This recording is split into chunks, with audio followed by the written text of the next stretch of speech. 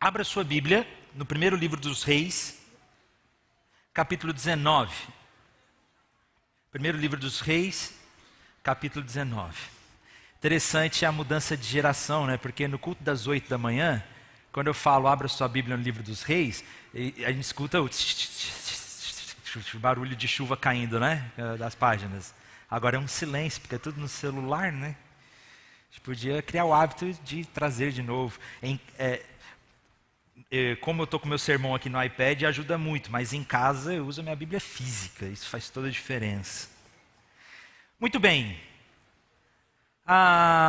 Um filósofo contemporâneo chamado Byung-Chul Han, ele, muito importante para o nosso tempo, um filósofo sul-coreano, ele escreveu livros conhecidos como Sociedade do Cansaço, Enxame, a Sociedade do Espetáculo, tem vários livros importantíssimos dele, que vale a pena ser lidos. E ele fez uma previsão interessante. Ele preveu, ele disse, que a próxima pandemia mundial não seria viral, mas neuronal. Doenças mentais. E eu ouso dizer que nós já estamos vivendo essa pandemia. Nós já estamos vivendo uma pandemia de doenças mentais. Temos visto isso e a realidade cada vez mais crescente. Uma amiga nossa, da minha e da minha esposa, trabalhava no SAMU aqui em Campo Grande. Agora ela foi para Curitiba, mas ela trabalhava no SAMU atendendo o telefone. E ela nos relatou uma vez que apenas num sábado, olha só, apenas em um sábado, ela encaminhou 6 ambulâncias para a tentativa de suicídio, aqui em Campo Grande. Em apenas um sábado. O meu cunhado está fazendo um curso da Polícia Militar para oficial, ele já começou, está fazendo um curso. E nessa última semana, ele foi fazer estágio no Copom, onde atende o telefone do 190, quando você liga o 190, eles atendem o telefone lá. Ele foi fazer estágio no Copom. E nós estávamos juntos ontem, na verdade antes de ontem, ele falou, Felipe, todo dia tem suicídio em Campo Grande. Todos os dias. Chega a ligação no 90 de suicídio. A gente não vê essas notícias porque a própria OMS, a Organização Mundial da Saúde, recomendou que o jornalismo não divulgue casos de suicídio, porque isso pode servir como um gatilho, como um incentivo para que outras pessoas façam. Por isso que você não vê essas notícias. Campo Grande está, acho que, em uma das primeiras capitais do Brasil com índice de suicídio lá em cima. Nós temos vivido uma pandemia neuronal. Muitas pessoas, principalmente adolescentes, que têm desejo de morrer, cansaram de viver. E graças a Deus, a Bíblia fala sobre todos os temas que a gente pode imaginar. E tem muitos exemplos para nos ajudar. E a gente precisa levar esse assunto muito a sério. E na Bíblia nós encontramos alguns personagens que desejaram a morte. Nós temos Jeremias, Jó. De certa forma, a gente consegue perceber isso em Davi, Moisés. Mas há um caso clássico e que é evidente nas Escrituras, que é o caso de Elias. Que é o texto que nós vamos ler agora, de quando Elias quis morrer. Quando ele quis desistir da vida e pediu a morte. Então vamos ler o texto, eu vou ler na NVI. Nós vamos ler o capítulo inteiro praticamente, então prestem bastante atenção. Ora, Acabe contou a Jezabel tudo o que Elias tinha feito e como havia matado todos aqueles profetas à espada. Por isso Jezabel mandou um mensageiro a Elias para dizer que os deuses me castiguem com todo rigor se amanhã nesta hora eu não fizer com a sua vida o que você fez com a deles. Elias teve medo e fugiu para salvar a sua vida. Em Berseba de Judá, ele deixou o seu servo e entrou no deserto caminhando um dia. Chegou a um pé de giesta, sentou-se debaixo dele e orou pedindo a morte. Já tive o bastante, Senhor. Tira a minha vida. Não sou melhor do que os meus antepassados. Depois se deitou debaixo da árvore e dormiu. De repente, um anjo tocou nele e disse, levante-se e coma. Elias olhou ao redor e ali, junto à sua cabeça, havia um pão assado sobre as brasas quentes e um jarro de água. Ele comeu e deitou-se de novo. Um anjo do Senhor voltou, tocou nele e disse, levante-se e coma, pois a sua viagem será muito longa. Então se levantou, comeu e bebeu. Fortalecido com aquela comida, viajou por 40 dias e 40 noites, até chegar a Horebe, o monte de Deus. Ali entrou numa caverna e passou a noite. A palavra do Senhor veio a ele. O que você está fazendo aqui, Elias? Ele respondeu: tenho sido muito zeloso pelo Senhor, o Deus dos exércitos. Os israelitas rejeitaram a sua aliança, quebraram os teus altares, mataram os teus profetas à espada. Sou o único que sobrou e agora também estão procurando matar-me. O Senhor lhe disse: saia, fique no monte, na presença do Senhor, pois o Senhor vai passar. Então veio um vento fortíssimo, que separou os montes, esmigalhou as rochas diante do Senhor, mas o Senhor não estava no vento. Depois do vento houve um terremoto, mas o Senhor não estava no terremoto. Depois do terremoto houve um fogo, mas o Senhor não estava nele. Depois do fogo houve murmúrio de uma brisa suave. Quando Elias ouviu, puxou a capa, cobriu o rosto, saiu e ficou à entrada da caverna. Uma voz lhe perguntou: o que você está fazendo aqui, Elias? Ele respondeu: tenho sido muito zeloso pelo Senhor, o Deus dos exércitos. Os israelitas rejeitaram a tua aliança, quebraram os teus altares, mataram os teus profetas à espada. Sou o único que sobrou e agora também estão procurando matar-me. O Senhor lhe disse: volte pelo caminho por onde veio. Vá para o deserto de Damasco. Chegando lá, unja Azael como rei de Safate. Unja Abel-Meolá para suceder você como profeta. Jeú matará todo aquele que escapar de espada de Azael, e Eliseu matará todo aquele que escapar da espada de Jeú. No entanto, fiz sobrar 7.000 em Israel, todos aqueles cujos joelhos não se inclinaram diante de Baal, e de todas aquelas bocas cujas bocas não o beijaram. Feche seus olhos. Senhor, obrigado por esta palavra. Clamo que o Senhor fale conosco nesta manhã aquilo que o Senhor deseja. Em nome de Jesus. Amém. Muito bem, Elias viveu num tempo onde Israel estava num dos períodos mais degradantes da sua história. Por incrível que pareça, era uma região onde existia uma gama de diversos deuses disponíveis, um deus para cada tipo de necessidade que você precisar. Se você precisa de sexo, tem o deus do sexo. Se você precisa da colheita, tem o deus da colheita. Todo tipo de deuses disponíveis. E aconteceu que o povo acaba escolhendo Baal para adorar ao Senhor, e algo terrível acontece. O rei de Israel declara o baalismo como religião oficial. Olha que loucura. A religião oficial de Israel se torna a adoração a Baal. Isso, claro, deixa o profeta Elias com muito zelo, com muita ira, uma ira santa, e cheio do poder do Senhor, Elias corajosamente chega para o rei de Israel e para todo o povo e diz: vamos ver quem é o verdadeiro Deus que manda e que existe de verdade. Convoca todo o povo, vai todo mundo para o Monte Carmelo, e lá nós vamos ver que Deus é de verdade, qual é o Deus que reina verdadeiramente. É como se Elias estivesse chegando para toda a população e dizendo: gente, vocês vão ver quem que é Deus de verdade. Se é Baal ou se é o nosso Deus Javé. Ó, amanhã, 8 horas da manhã, todo mundo lá no Parque das Nações. Nós vamos ter um embate e nós vamos ver quem é Deus de verdade. Todo mundo foi, construam um altar para Baal. Construíram um altar para Baal e construíram também um altar para o Deus, para o nosso Senhor. E Elias começa a dizer: então orem agora para que caia fogo do céu sobre o altar. Os profetas de Baal começaram a orar e nada aconteceu.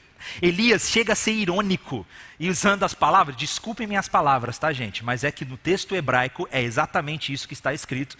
O tradutor, eu acho que foi meio vergonhoso de traduzir. Orem mais alto, talvez o seu Deus esteja fazendo cocô. Talvez ele esteja fazendo as suas necessidades. Ele está sendo realmente irônico com aquilo. Nada acontece. Elias então ora e diz: Senhor, mostra que existe Deus em Israel, que o Senhor é real. Fogo do céu cai. Ele tinha mandado encher de água o altar. Encharcou de água e cai fogo do céu, queima todo o altar. E Elias sai corajosamente, então, eliminando todos os profetas de Baal. Era como se Elias estivesse dizendo: está vendo, meu Deus é capaz de lamber o seu, de acabar com o seu Deus. O texto no capítulo 18 diz que a mão do Senhor veio sobre Elias. Ele se cingiu, ou seja, preparou as vestes, saiu correndo de volta para a capital, Jezreel. E é interessante porque Elias era um profeta que estava jurado de morte. A cabeça dele estava a prêmio. E ele volta para a capital, o lugar onde ele está com a cabeça a prêmio. Mas por que ele volta para a capital dessa forma? Porque agora parece-me que ele está com a certeza de que as coisas vão mudar. Depois de uma grande demonstração de poder como essa, onde Deus vem com fogo, queima tudo, destrói tudo, agora o povo viu quem é o Deus de verdade, as coisas vão mudar. Acabe vai se converter, Jezabel vai se arrepender, ou no mínimo o povo vai se rebelar, vai tirar esses reis do poder e vai colocar Deus de volta no centro. Tudo vai mudar agora, olha que milagre aconteceu. Mas para surpresa de Elias, quando ele chega na capital, não tem nem mesmo, os reis nem mesmo ficaram impressionados. Eles não se intimidaram. Nada mudou, nada mudou. Não tinha nem gente fazendo protesto com cartaz na rua. Abaixo Acabe, queremos Deus de volta. Nem o povo se rebelou. Nada mudou. E quando nada muda, isso quebra Elias. E aí Elias entra num profundo desespero. E é nesse momento, quando ele tem as suas expectativas frustradas, porque depois de tanta demonstração de poder, nada mudou, nada transformou, Elias entra na sua mais profunda crise. E nós vamos ter aqui claros sintomas de uma depressão profunda. Alguns intérpretes dizem que isso não é possível. Não foi uma depressão que Elias teve. Porque como pode um homem de Deus, que acabou de fazer atos milagrosos, do dia para a noite, passar por algo tão desesperador assim? Isso não acontece. Mas eu ouso dizer que pessoas que dizem isso, nunca lidaram com a realidade da vida. Porque eu conheço muita gente, eu já aconselhei, eu já lidei com muita gente, homens e mulheres de Deus, que do dia para a noite passaram por algum gatilho que os derrubou. Do dia para a noite. Isso acontece, isso é perfeitamente possível de acontecer. E nós vemos aqui um homem de Deus doente. Existem claros sintomas aqui de depressão. Ele quer dormir o tempo todo. Ele não quer mais fazer, ou não sente mais vontade de fazer aquilo que ele mais ama. Olha que loucura. Ele não sente mais desejo de fazer aquilo que ele mais ama. Ele abandona os seus amigos, ele deixa o seu servo para trás. Ele quer ficar sozinho, se isola. Ele não consegue enxergar a realidade. Nós vamos ver um pouco sobre isso. E a tal ponto de desejar a morte. E Elias faz essa oração dizendo: Senhor, já chega, basta. Eu já tive o bastante, tira a minha vida. Eu não sou melhor do que os meus antepassados. Elias pede para morrer e a gente vê que, por mais desanimado que ele esteja, há algo interessante aqui. Elias não crê que ele tem autoridade para tirar a sua própria vida. Ele não tenta tirar a sua própria vida, ele pede para que Deus tire a sua vida. Porque ele entende que a vida é tão sagrada e que foi nos entregue por Deus, que ele não tem o direito de tirar. Se ele deseja morrer, ele vai pedir para que Deus faça isso. Isso é uma lição importantíssima para nós. Nós não temos o direito de tirar a nossa vida. Nós podemos estar no ato de desespero, mas não temos esse direito. E Elias está nesse ato de desespero, a tal ponto de pedir: Senhor, tira a minha vida. O gatilho de Elias parece ter sido justamente o fato dele se achar acima da média. O cara, porque ele mesmo diz, né? Eu fui zeloso ao Senhor. Eu fiz tudo certinho, mas nada mudou. Ninguém te ama, ninguém te quer, ninguém obedece, ninguém se converte. Todo mundo te abandonou, o que é uma mentira. Elias não consegue ter uma percepção correta da realidade. Isso não é verdade. Nós vamos ver que muitos outros não tinham se curvado diante de Baal. Mas quando a gente está no estado depressivo, a gente não consegue fazer uma leitura correta da realidade. Por isso a gente precisa de outras pessoas. É por isso que a gente precisa de aconselhamento, porque a gente não consegue enxergar as coisas. Mas é interessante que ele está dizendo: olha, eu não tenho valor, a minha vida não serve para nada, nada do que eu fiz ou faça faz menor diferença. Não tem por que eu continuar aqui. Eu não sou melhor do que os meus pais. Me mata. Eu não quero mais viver. A causa de ter levado Elias a essa situação parece ter sido essa frustração que ele viveu. Mas existem diversas formas, diversos gatilhos, se é que a gente pode dizer assim, que pode nos levar a um estado desse. No caso de Jó, foi o sofrimento que ele passou. No caso de Moisés, parece ter sido um burnout, um staff, de cuidar de tanta gente. E aí o próprio sogro de Moisés fala, ó, vamos, você vai morrer, vamos dividir aqui em grupos pequenos para que você fique melhor. Várias situações diferentes podem levar você ao estado que Elias chegou de desejar sair da vida, não viver mais. Isso é sério, e uma coisa importante que a gente vê é que isso acontece com um homem de Deus. Não é necessariamente falta de fé. Depressão é uma doença séria e é uma doença que existe o seu âmbito espiritual também, como nós veremos, mas também fisiológico e biológico. Elias entra num estado de profunda tristeza onde ele deseja morrer, um homem de Deus. Não é necessariamente falta de fé. Nós temos a tendência de levar tudo para o lado espiritual e de achar que é falta de fé, que é falta de Deus. Mas é interessante como Deus reage e o que Deus faz com Elias, que nos ensina muito a como lidar com essas situações. Alguns conselhos, claro. Em primeiro lugar, nós vemos que Deus cuida de Elias. Como que Deus cuida de Elias é interessante. Ele envia um anjo. E o anjo toca. E quando esse anjo chega para Elias, o anjo não chega para Elias dizendo, Elias, bora se arrepender do seu pecado.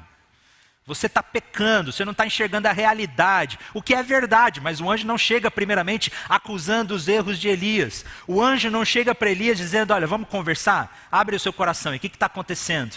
O anjo não chega para Elias repreendendo ou pedindo para que ele ore mais. Você quer falar sobre isso? Não. O que é que o anjo faz para Elias? Ele cozinha. Ele assa um pão. Olha que coisa maravilhosa. Ele assa um pão e dá um jarro de água para Elias. Deus se revela na sua sabedoria em um cuidado físico. E aí a gente percebe que nós somos seres físicos, biológicos. Nós temos uma dimensão física, real, que também deseja cuidado. Deus cuida de Elias, come, dorme, descansa. É isso que você precisa nesse momento. Muitos de nós temos a tendência de levar esses momentos da nossa vida apenas para o lado espiritual. E a gente tem a tentação de tentar ajudar as pessoas de uma forma às vezes equivocada. E a gente fica, olha, você precisa orar. Você já orou hoje? Você já entregou sua vida hoje a Jesus? Você está orando com fé mesmo? Mas isso é falta de fé. Você está orando com fé de verdade?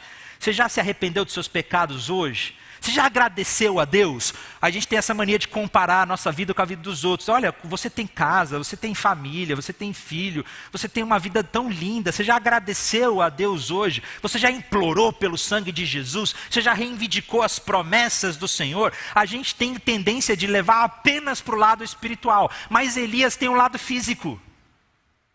E às vezes, o que nós precisamos não é necessariamente de oração. Às vezes o que a gente precisa é ser levado para dar uma volta ao lado da orla do lago, comer num bom restaurante, dormir até tarde. Às vezes o que a gente precisa é do abraço, é do toque. A gente precisa de cuidado. E Deus, em sua sabedoria, entende essa dimensão física e cuida de Elias. Por isso, meus irmãos, é importante que nós cuidemos da nossa saúde no sentido físico. Psicólogos, psiquiatras, talvez seja importante você tomar uma medicação para ajudar. Eu tenho meu psiquiatra, o Dr. Fábio, aqui da igreja, uma bênção. Ele costuma vir no culto das 5 horas. Sempre vejo ele sentadinho aqui. Nós precisamos do cuidado fisiológico, do cuidado físico. Eu aconselhei uma pessoa uma vez que estava desesperada com a situação que estava vivendo. Ela estava com esse desejo de morrer, de tirar a vida. E ela estava ansiosa. Eu não sei qual que é o propósito disso tudo, o que eu vou fazer, o que Deus quer de mim, o que eu tenho que fazer, eu tenho que fazer isso, eu tenho que fazer aquilo, não consigo. E eu disse, olha, primeiro de tudo, você precisa descansar. Primeiro de tudo, você precisa abrir mão dos seus compromissos que você tem. Tirar um tempo de descanso, de comer bem e de se cuidar. E Deus se preocupa com isso, com o lado biológico, físico do lado de Elias. Mas evidentemente, nós não somos só pessoas físicas. Nós temos uma dimensão espiritual.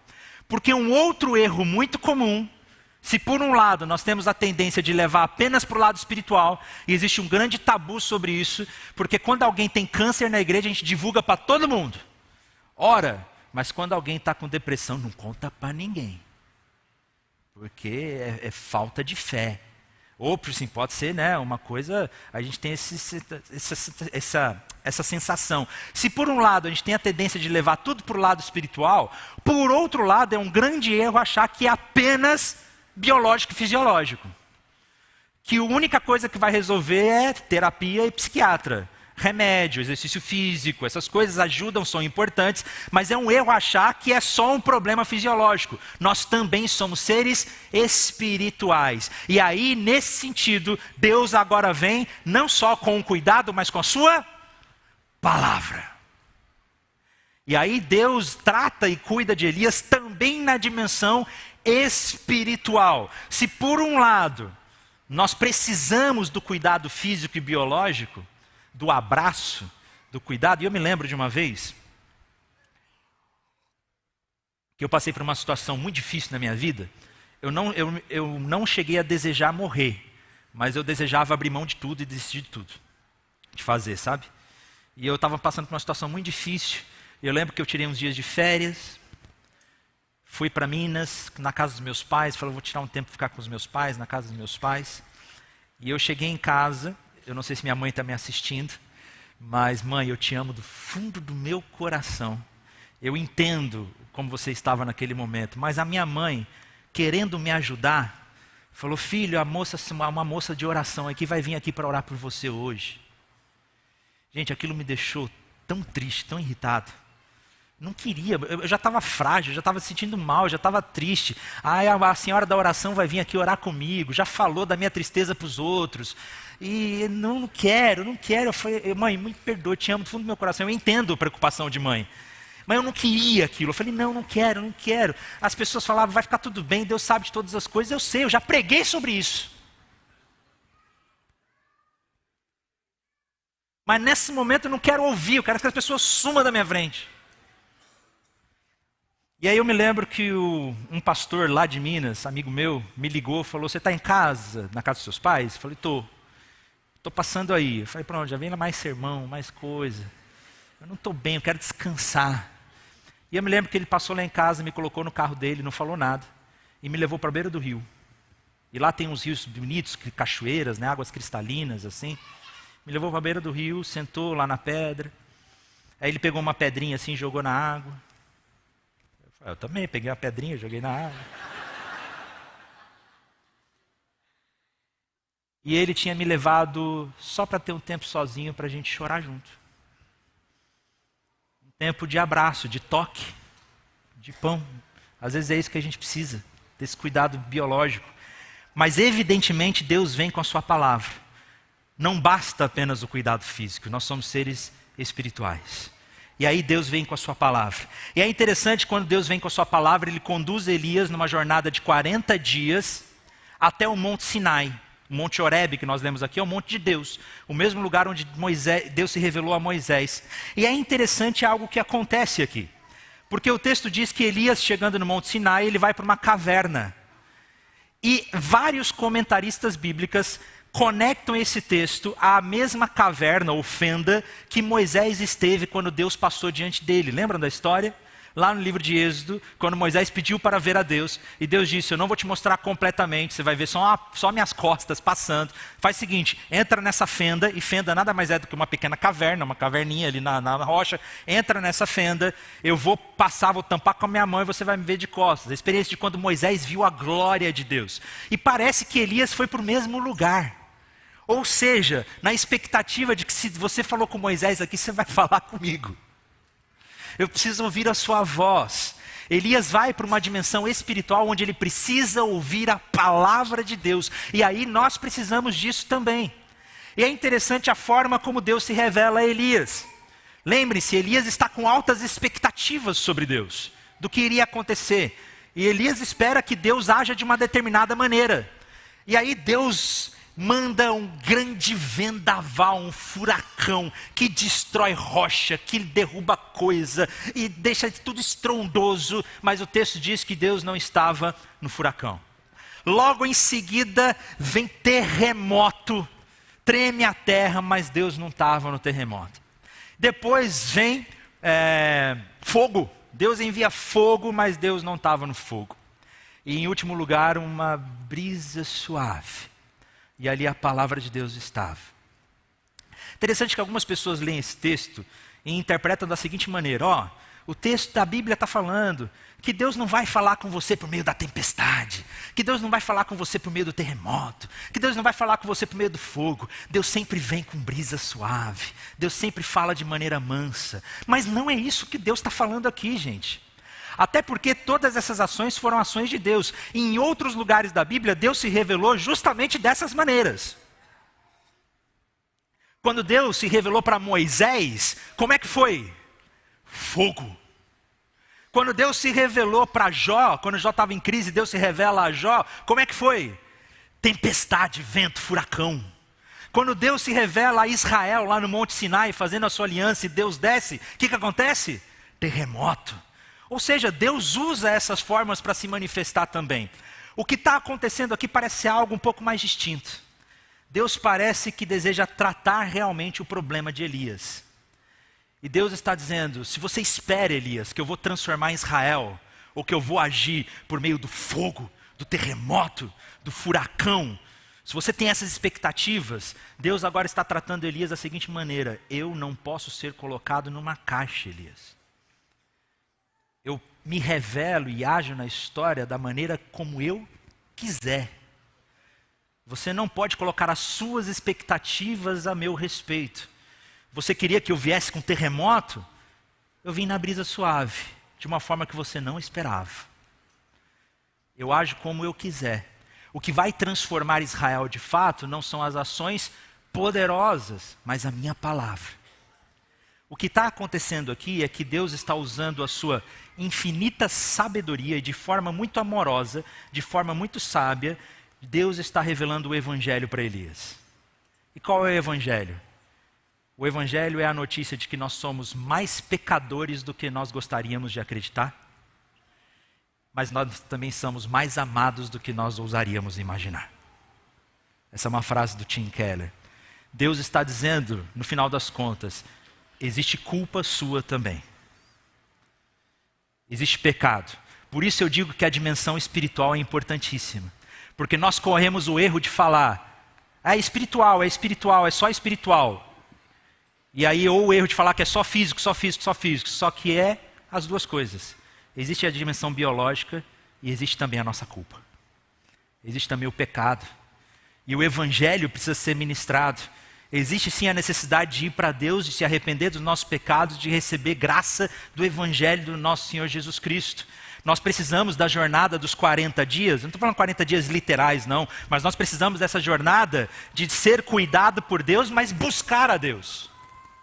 Buscar a Deus para que Ele possa falar conosco e nos revelar o seu evangelho, de que nós precisamos do perdão dos nossos pecados. O desânimo de Elias foi engatilhado, digamos assim, pelo seu próprio pecado de achar que ele era o cara, né? De que Deus agiria da sua forma. E todos nós somos pecadores. E aí eu vou dizer uma coisa: nem toda depressão é falta de Deus. Mas todos nós somos pecadores, e se nós estivermos com falta de Deus e não corrigirmos esse problema, nós não vamos conseguir corrigir o problema como um todo. Por isso que, como pastor e líderes de pequeno grupo, líderes de célula, se alguém chega para você com depressão, com estado de doença mental, claro, você pode aconselhar: busca um psicólogo, busca um psiquiatra, mas aí nós temos a palavra de Deus e entra a dimensão espiritual. Você já se arrependeu dos seus pecados?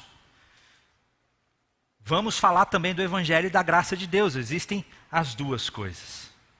Mas aí, em terceiro lugar, nós vemos que Deus vai reanimar o propósito de Elias. E essa parte é interessante. Nós vemos que, para além do abatimento, do desespero, Elias estava completamente sem esperança. Ele achou que a vida dele tinha chegado ao fim. Não tem mais nada que eu possa fazer. Não tem nada que eu possa fazer alguma diferença. Tira a minha vida. Ele estava não só despedaçado, mas ele estava desesperançoso. Um pessimismo invadiu a alma dele de que minha vida não tem significado, eu não vou fazer diferença nenhuma. Mas é interessante que Deus renova a esperança de Elias. E Deus renova a esperança de Elias com uma simples missão. Olha que interessante. O Senhor lhe disse: volte pelo caminho por onde veio, vá para o deserto de Damasco. Chegando lá, unja Azael como rei da Síria, unja Jeú, filho de Ninsi, como rei de Israel, e unja Eliseu, filho de Safate, de Abel-Meloá, para suceder você como profeta.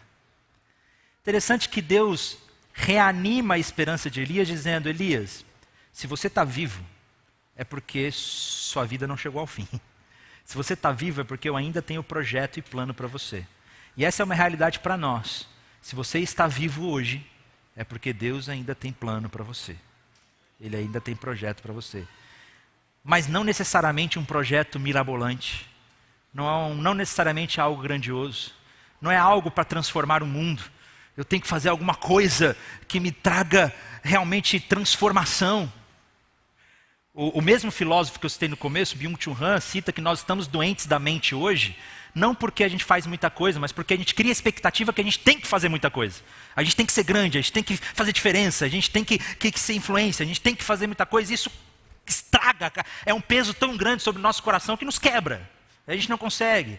E Deus levanta a esperança de Elias, não é dando grandes missões, mas pequenas tarefas. Unja Azael, unja Jeú como futuro rei, e unja Eliseu, que será aquele quem você deixará o seu legado. Elias não consegue ter uma percepção da realidade, porque quando nós estamos tristes e desesperançosos, a gente só olha para o passado.